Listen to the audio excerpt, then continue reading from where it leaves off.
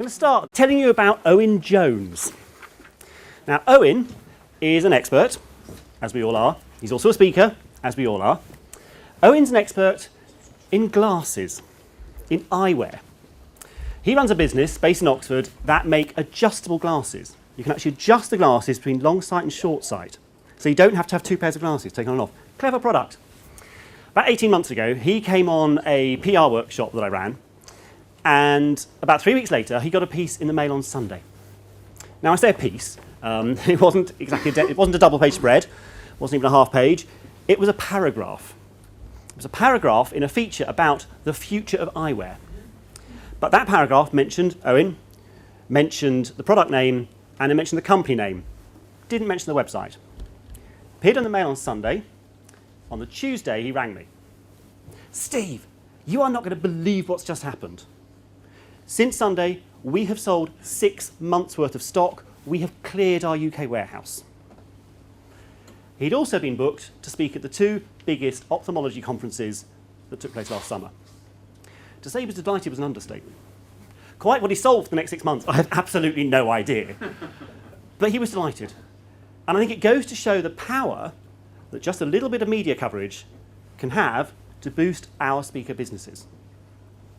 I think there are 2 real reasons why I would encourage you to think about undertaking some PR and promoting yourself through the media. First of all, instant credibility, as seen on TV. You read about us in the Times. Click here to see our press coverage.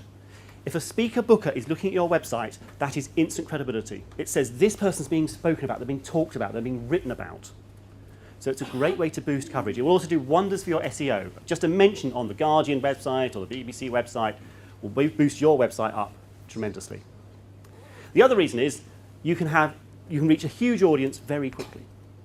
So just like Owen suddenly reached the readership of the Mail on Sunday. And I'll give you another example. Ian Franklin is a vascular surgeon. He is a specialist in varicose veins. Not a glamorous job, but a very important one. And he got a slot on Woman's Hour about 3 years ago, talking about treating varicose veins. Within a couple of days, he'd filled his appointment diary for 3 months solid. And even now, 3 years later, he gets at least a couple of calls a month from somebody saying, I heard you on Woman's Hour ages ago, I kept your details, I want to come and get treatment. Can I make an appointment? So he's reached a huge audience, and it's got an amazing longevity as well. So just that one appearance, still getting in bookings 3 years later. So what we're talking, can I come back to your question, if I may? And I'll just let me finish my introduction, and we'll come back. Right? Thank you. What we're talking about here really is PR. We're talking about public relations. And I think it's well within the scope with the ability of everybody here to undertake some to promote themselves. Now, PR is a huge, huge area. It does go from the absolutely fabulous Eddie Monsoon, champagne-swilling, sweetie darling school of PR, all the way down to the Malcolm Tucker in the thick of it, dark arts of spin style of PR. When I did PR, I was probably nearer this end, although I didn't use the F word quite that much. And actually, I'm allergic to champagne, so I could never have been at this end, unfortunately. But PR is a huge area. For most small businesses, what it's really about is getting editorial coverage. Now, editorial coverage is different to advertising. Editorial's the bit written by the journalists. The advert's the bit you pay for. You get to say what's in it, you get to say when it appears, and you get to say where it appears. But actually, the editorial's the stuff that's written by the journalists, and that's what you're after. The Chartered Institute of PR did a big piece of research that found that editorial coverage has about 3 times the impact of an advert. In other words, you need to get a full-page advert to have the same impact as a third of a page of editorial. And we all know how much a full-page advert would cost in most publications. So editorial is what you're after. And editorial is what you're after because it has an it has an endorsement implicit within it. Because the journalist is sort of saying, check out these guys. This person is an expert. You should listen to this person. This person's worth writing about. This person's worth filming. This person was worth interviewing. So that endorsement is a third-party endorsement, and that's really important. An advert says, hey, look at me, I'm great. Editorial says, hey, look at these guys, they're great. And we'll believe that far more readily than we will an advert. So if you find yourself paying for an appearance in a magazine or a newspaper, that's advertising or advertorial, pretty much the same thing. But editorial is what you're after. And that's what PR is about for most small businesses, is getting that editorial. The other way to describe it, and this is a well-known story, I think, is that If I come up to a party and say, hi, I'm Steve, I'm great in bed, that's advertising. If somebody else comes up to you at that party and says, that's Steve, he's great in bed, that's PR. And I can guarantee if you remember any one thing from today's session, it's probably going to be that. I did have something come up to me, actually in John Lewis, of all places, a couple of years ago. In the top wasn't, thankfully. And this person actually came up and said, I heard you speak at a conference the other day. You're the guy who's great in bed. I just wish my husband hadn't been stood next to me at the time. So that's what you're after. You're after editorial coverage. And what we're going to talk about today, there's two different ways you can get that. First, we're going to talk about finding the stories in your business. And then we're going to talk about promoting yourselves as a media expert. So two different things. We're going to talk about those. Before I go any further, there was a question. What you're talking about is you've got to have a product to sell. You've got to have something to sell. Not necessarily. What people have got to try and define before they start going in for this media coverage. It's no good going in there and saying, I make good jelly. You've actually got to have something to sell. And that's it's not necessarily something to sell. The hardest point that people have got to get hold of. Yeah. Oh, absolutely. And I think it's not necessarily something to sell. It can be your expertise that you're promoting. That is a product. It is, absolutely. I agree. So yes, you can do. And I think as we go through, hopefully you'll start to see how that works. But yeah, you absolutely do have to have something that you are trying to promote, whether that is you as an expert, as a speaker, or whether that is a product or service. It absolutely is. So let's start by looking at the stories in your business. What we're really looking at here are news stories. For most businesses, most speakers, that's the best thing to try and find, is a news story. Question, what is news? How would you define news? Usually news are bad news. Something you haven't heard before? What was something on over here? I have worked as a journalist many years, and I used to be pushed finding a bad news, because good news was not a news for my boss. Yeah. All the time he used to push me, go out there and find out what is going wrong. Absolutely. It's what people want to talk about. Yeah. I call it as an acronym, news is Negative Events World Service. Negative Events World Service. Oh, now that's a nice cynical take on it, isn't it? You've been a journalist by any chance? News is, by definition, what's new. It's where the word comes from. Newspapers were the papers that told you what was new. So what you're looking for is something new. So let's just find out what could be new in your business at any given time. Not necessarily right now, but what could be new in your business? Go for it. Give me some examples. New client. New client. Industry. New industry, did you say? Yeah. Industry, yep. New event. Yep, and there's our jelly, so new product. Change in regulations. New regulations, yep. New board member? New board member, or I was actually about to say new staff member, but yeah, senior staff. New results that you've achieved. Yeah, new results. New testimonial. Testimonial, yep. Any more? Discoveries. Discoveries, yeah, that's a nice one. If you've got a new discovery or invention, yep, and sort of bracket those together. Yep, Changes to taxation. changes to taxation, cool. If you can make a news story out of changes to taxation, you're a better PR than I am. Business, as you know, I mean, businesses hate Yeah. taxation. No, absolutely. And actually, I think a good example was the whole VAT, the international VAT thing that came through earlier in this year. So, yeah. So actually, yeah, okay, let's say tax or VAT. Yeah. Expansion. Expansion, absolutely. What might that mean? Success, because that attracts more. Yeah. I'm going to... Success. Death, divorce. Death, divorce and destruction, absolutely. I would venture to suggest they're probably not the best story to put out about your business, if I'm honest. Anything else that could be new at any given time? New thought leadership. Franchising. New franchise, yep. There's an interesting one here that hasn't come up yet, considering we're a room full of speakers. New research, yep. Say again? Events, yep. Absolutely, here we go. Yep. New book. So books, awards, and keynotes. There are media who would be interested if you've got a new keynote you're putting out there. I'm going to stop there. Is there anybody in the room who can't see anything on that board that might be pertinent to their business at some point or other? Great. So you have all got a potential news story in your business.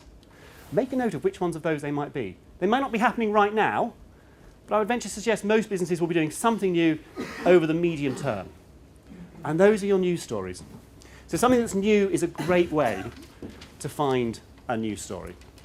You have then got to put it through a couple of filters, because you've got to find out, is it newsworthy? Because actually not everything that's new is going to be newsworthy. Because you might have a new office opening. Might be very interesting to you, might not be terribly interesting to everybody else. So a couple of checks to put it through. First of all, would you go into a pub and tell this news to your mates? If you wouldn't, it's probably not news. If you did, and they all go, so what? It's probably not news. And that's a good test to run it through, the so what test. If it makes people go, you would say that. So what? Not newsworthy. The other one to put it through is the truth filter. Now, by this, I'm not saying don't lie to a journalist, although please, please don't lie to a journalist. If you get found out, it will kill your career. This is a filter to put your story through. The first T stands for topicality. Is your story topical? Why should I, as a journalist, write about it now for this week's issue, for this month's issue, for tomorrow morning's programme? What is it about it that's now? If you've got an event, is it imminent? Could I have written this story 6 weeks ago? Could I write it in 2 or 3 months' time? If so, it's not topical right now. So you've got to start thinking about what makes this topical. Are you launching something? Is it an event? Why should I write about this now? That's what topicality is about. You've got to find a way of giving it making it topical. And that might be finding what they call a news hook. So for instance, last weekend, Valentine's Day. And I suspect every other journalist was inundated with press releases for all sorts of products, all tied to Valentine's Day. And they were all trying to say, with Valentine's Day approaching, we are launching this new product. Most of them were terrible. But actually, people are using that to make it topical. So that's the T, is topicality. Is your story topical? Second letter, the R, is it relevant? Now, relevance goes two ways. Relevant can be geographical, or it can be about topic. Now, geographical relevance. If you go into any local paper or local radio station newsroom, there will be a map on the wall. And on that map will be a red line. And if you are inside that red line, you are relevant. If you are outside that red line, you are not. Because that's their patch. They know their patch very well. And they want to write news that's relevant to the people within... Sorry, I've managed to turn off the screen by touching it. That is what makes them relevant. So if you are, for instance, based in... As I'm based in Brighton. If my friend David here, who's a very good business coach, and I've worked with him for some time, if he wants to write a story to get to the Brighton market... Now, David's based in London. If he sent a story to the Evening Argus, which is the local paper in Brighton, saying, top business coach says everybody needs to set new goals for 2015. Not relevant. Because why is it relevant to a Brighton audience? But if he sent in a press release that says, top business coach teaches Brighton businesses how to set top goals for 2015, all of a sudden it's relevant. I can see. Has somebody got a clicker and we'll switch that off? Press the B button, absolutely. Spot the pro in the middle. Thank you. So, you've got to so you're relevant, can be geographic. And if you are talking to your local papers, your local press, you've got to make sure you're relevant to them or find a way of making yourself relevant. The other relevance is about topic. How many people here want to target lawyers? See lawyers as a good market. Who here sees lawyers as a good market? A few people, yeah. Now, if you want to target lawyers, you want to be in Legal Week. That's the magazine that all the law firms read. But if you just send them a press release saying, top business coach says set new goals for 2015, you ain't going to be relevant to lawyers. You've got to make your story relevant to your target audience. So that's what the R is, it's relevance. You've got to find a way of making sure you are relevant to anybody you're trying to target. The U is unusual. You've got to find something that makes people do something other than go, so what?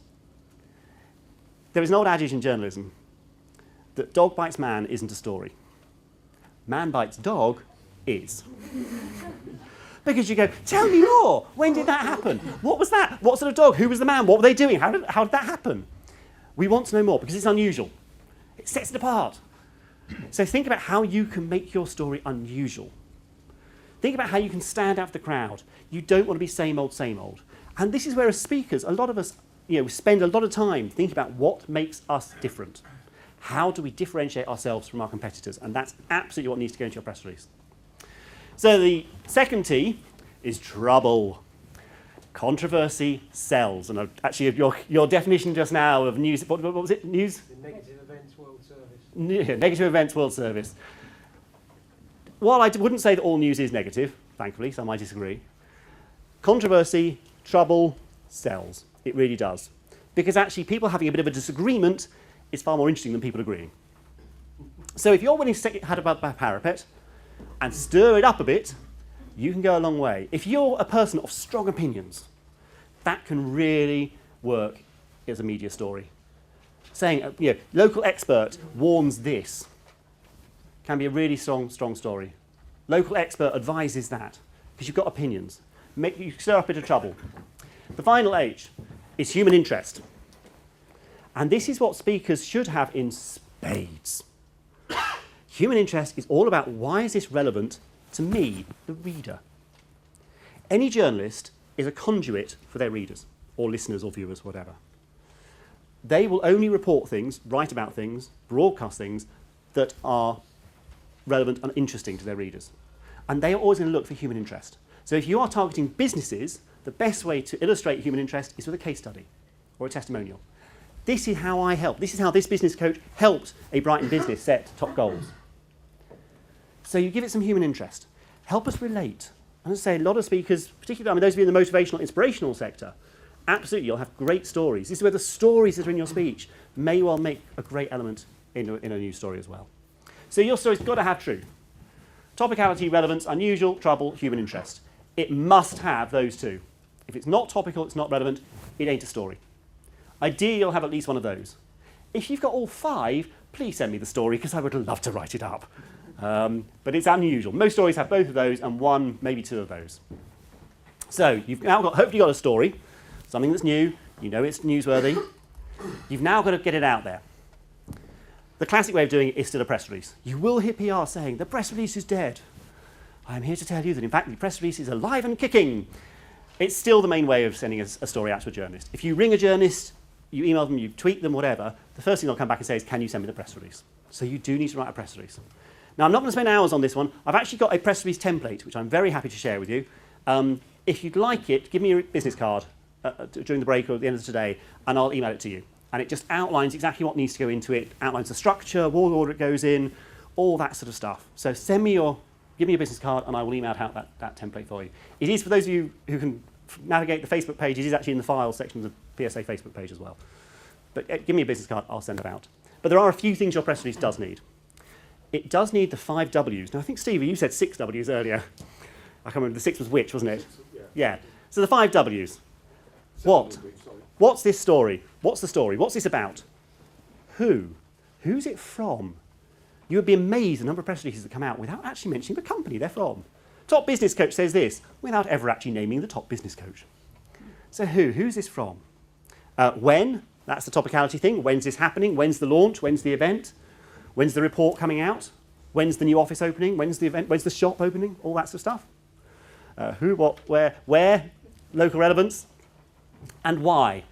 Now, why is the interesting one? Why is the human interest? Why is this important? Why is this relevant? Why is this happening?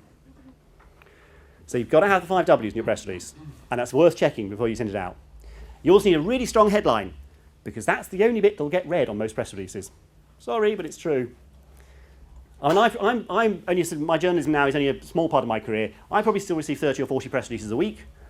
For journalists who are working actively, people on the Times, national papers, are probably receiving several hundred a day. So yours has got to stand out. So the headline is the only bit that's going to get read. And that should also be the subject line of your email that you send the press release on. So you've got to have a decent headline that really grabs, that tells the story, and you've got to have contact details at the bottom. I worked on the breakfast news on BBC One, what's now just BBC Breakfast, many years ago. And quite often, I would be setting up a guest at 7 o'clock in the evening, and I would have to look at the press release, ring the number on the bottom to try and get hold of somebody to talk to for tomorrow morning's programme, and I get a message saying, the office is now closed until 9:30 tomorrow morning, by which time we're off air. So I'm off to speak to your competitor, because I can get hold of them. So make sure you've got some contact details on them 24/7. A mobile is fine. But just make sure that we can get hold of you. Journalists don't like having to chase you. Make it easy for them. So hopefully you've got your press release. You've got to work out where to send it. How do you know which media outlets your potential customers are reading, watching, listening to, whatever? Ask them. Absolutely. If you're not sure, ask them. Ask your current clients, just out of interest, which magazines do you read? Which blogs do you read? Which programs do you listen to on the radio? Which radio stations do you listen to? Ask them. And actually be amazed how readily people will say, oh, actually, I buy that. I read The Economist. I tend to read The Times. I read the FT. Don't be surprised if they say, oh, actually, I read Heat. Managing directors read Heat too. You know, they don't just all read the FT. The other way to work out what your clients might be reading, if you go to visit a client or you go to an event, look at the magazines on the coffee table in reception. Because it means those are the magazines coming into the building. Doesn't mean they're being read. The number of businesses I know who say, we need to be in the trade press. I'm like, do you read the trade press? No, I don't have time. What makes you think anybody else does? But anyway, yeah. So look at the magazines on the table. Find out which publication they're reading, because actually if your current clients are reading those, chances are your potential clients are too. You've then got to work out who to send it to. Where would you start in the pecking order of journalists? Would you start with the editor, or would you start with the administrative assistant down the bottom? Okay, I'd say no. I'd actually normally start at the bottom, interestingly. The editor oversees the entire publication. So they are very busy. They're not terribly interested in necessarily the individual stories. They're interested in the editorial scope of the whole publication. Whereas actually, if you ring the editorial assistant, they're the person who's got time to talk to you. They're the person who's keen to progress. So actually, I spent a lot of my PR career talking to editorial assistants who are now editors, news editors, deputy editors, all that sort of stuff. So all of a sudden, I've got friends in high places. So talk to somebody at the bottom. Or just, open the publication, find the email addresses, that stuff. One big tip is to find a personal email address. Don't send it to news@info@newsdesk@. You are competing with thousands of other press releases. Ideally, find the person who specialises in what you want to talk about. Find the business correspondent or the business editor. Find the small business editor on one of the bigger papers. Find the legal correspondent. Find the health correspondent. And in this day and age, most of those email addresses are easy to work out because you'll find their name at the top of a feature, and if you put first name dot surname @Guardian or @Telegraph or @thetimes.co.uk, chances are you're going to hit gold. So it ain't difficult to do these days. So, how am I doing for time, Steve? Timer's down there. Great. So, that hopefully gives you a news story, gives you a test to make sure it's newsworthy. You can find the publications to reach your market, and that's important. You've got to find the right publications, the right media outlets to reach your market, and you can find the right person to send it to. I wish I could say to you, at your desk on Monday, write a press release, send it out, and you will have coverage by next weekend. I wish I could, but I can't. PR is not a precise science. How many of you have actually tried PR in the past? How many of you have sent out press releases? How many of you succeeded first time in getting coverage? A few. Great. I'm very pleased to hear it. It does sometimes take a bit of practice. Maybe when you sent out the press release, you didn't get the story quite right. Maybe your competitors had done something quite similar quite recently. Maybe just the tone of it was wrong. You sent it to the wrong person. That journalist was on holiday. There can be all sorts of reasons. But PR is not necessarily a quick win. You do need to keep at it. And actually, once you get one piece of coverage, it starts to build. Once the journalist recognises you, recognises your business name, and recognises your expertise, they are far more likely to take you seriously the next time you send a press release. And hopefully you'll get to the holy grail, which is where they start ringing you and saying, have you got any stories around? One of those editorial assistants I mentioned just now became health editor at the Sunday Times. And I did a lot of PR work in the health sector. And it got to a point where she would ring me on a Thursday and say, what have you got for this weekend? Perfect. I got my clients so much coverage in the Sunday Times because she knew I was a trusted contact. I would only give her good stories. That was the holy grail as far as I was concerned. So you do need to start thinking about what sort of stories you've got, what you're going to put out.